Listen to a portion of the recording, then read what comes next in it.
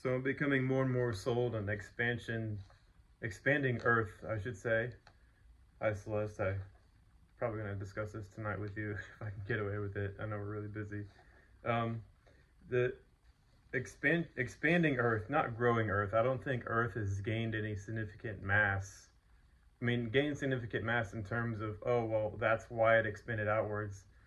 I think the same principle is if you're a scuba diver and you go down to about 100 feet, maybe even 150 feet, and you take a balloon and you take the balloon down with you and you blow it up because of Boyle's law, you'll have a certain amount of volume. And if you blow up the air balloon while you're at 100 feet, 150 feet down, and you come up slowly, that balloon will start expanding outwards. And that's basically exactly what happened with the Earth. As the Earth was forming inside the central regions of the star, it was forming under extreme pressures. Probably tens of billions, if not hundreds of billions, if not trillions of Pascal pressure inside.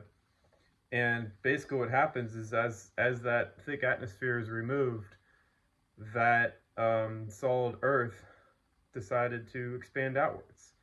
And to put in a little diagram here, and I have a point to this talk because I think it's not being given enough attention. So basically, when the Earth is really small and the atmosphere is removed, you'll have all the continents. That's the granitic crust right there. And if it expands outwards, that granitic crust will separate. And that's what the continents did. And now you have continents separated by lots of space. Of course, they're connected in certain regions, but that's exactly what happened. And then you have your newly formed basaltic or oceanic crust, which is a maximum 180 million years old. So there you have it. It's being explained in real time now, and it's only a matter of time before the plate tectonics model is completely removed. Now, the other purpose of this talk was to explain that Earth's oceans. Where's that little paper at? Earth's oceans. There's a stepped process here, and I was trying to get the process down and in order.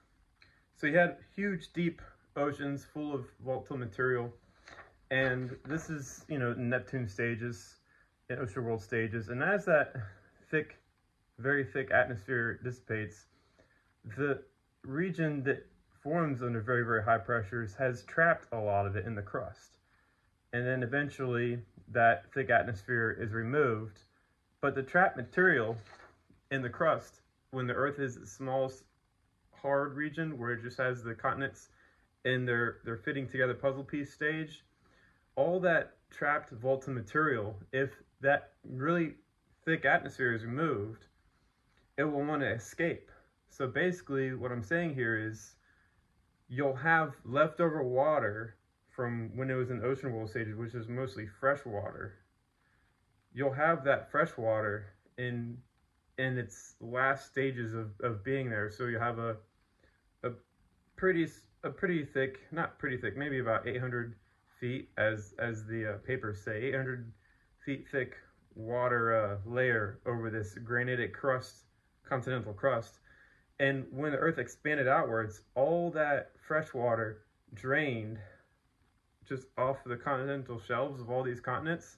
And as the continents separated, there was a lot of outgassing of the Earth itself, because a lot of that water in Earth's earlier ocean world stages was trapped underneath the crust, and it started to outgas out of the crust in hydrothermal vents and volcanic eruptions and things like that, which then released all that water inside. So it's two reasons why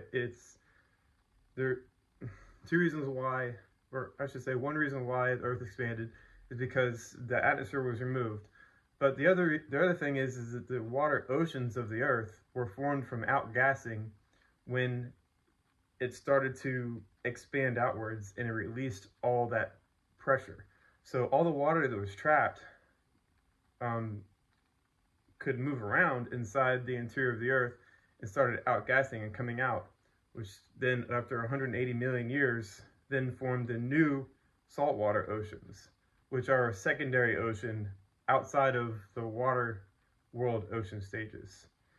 And that right there was a pretty big idea, because a lot of scientists have already agreed that the outgassing of the Earth is what caused the oceans, the water oceans, to form. But they never mentioned how the water got into the Earth to begin with in the form of volatile material, and why would they then outgas after the fact, after they had come together in their accretion model, unless the accretion idea happened under extreme pressures to begin with. And that's the big idea here. And expanding Earth really is starting to put things together. Of course, I'm not very good at putting this into words, that's why I try to write it all down, but there you go. The Earth's oceans are secondary oceans. They're not the original water ocean world. They came after the fact. And now that the saltwater oceans are there, they're going to start evaporating again, and then you're going to have a dry Earth, and it's not going to be water left at all. It's going to be bone dry. But of course, that's far, far, far into the future. All right, you guys, take it easy.